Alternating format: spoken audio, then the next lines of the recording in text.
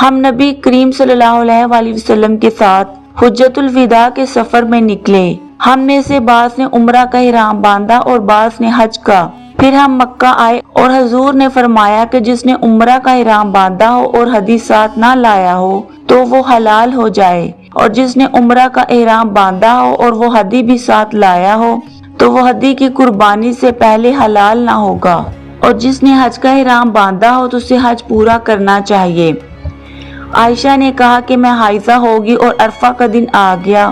میں نے صرف عمرہ کا احرام باندھا تھا، مجھے نبی نے حکم دیا کہ اپنا سر کھول لوں، کنگا کر لوں اور حج کا احرام باندھ لوں اور عمرہ چھوڑ دوں۔ میں نے ایسا ہی کیا اور اپنا حج پورا کر لیا۔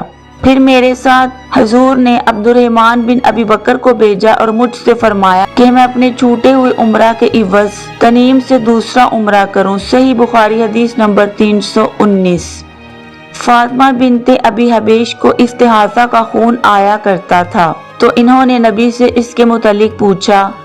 آپ نے فرمایا یہ ایک رگ کا خون ہے اور حیض نہیں ہے، اس لیے جب حیض کے دن آئیں تو نماز چھوڑ دیا کر اور جب حیض کے دن گزر جائیں تو غسل کر کے نماز پڑھ لیا کر۔ صحیح بخاری حدیث نمبر 320۔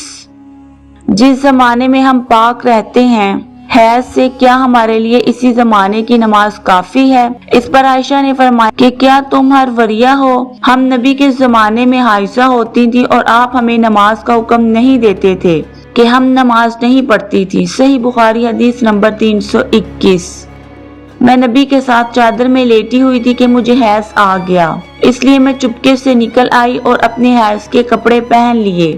رسول اللہ نے فرمایا کیا تمہیں حیض آ گیا ہے؟ میں نے کہا جی ہاں۔ پھر مجھے آپ نے بلا لیا اور اپنے ساتھ چادر میں داخل کر لیا۔ زینب نے کہا کہ مجھ سے ام سلمہ نے بیان کیا کہ نبی روزے سے ہوتے اور اسی حالت میں ان کا بوسہ لیتے، اور میں نے اور نبی نے ایک ہی برتن میں جنابت کا غسل کیا۔ صحیح بخاری حدیث نمبر 322۔ میں نبی کے ساتھ ایک چادر میں لیٹی ہوئی تھی کہ مجھے حیض آ گیا۔ میں چپکے سے چلی گئی اور حیض کے کپڑے بدل لیے۔ آپ نے پوچھا کیا تجھ کو حیض آ گیا ہے؟ میں نے کہا جی ہاں۔ پھر مجھے آپ نے بلا لیا اور میں آپ کے ساتھ چادر میں لیٹ گئی۔ صحیح بخاری حدیث نمبر 323۔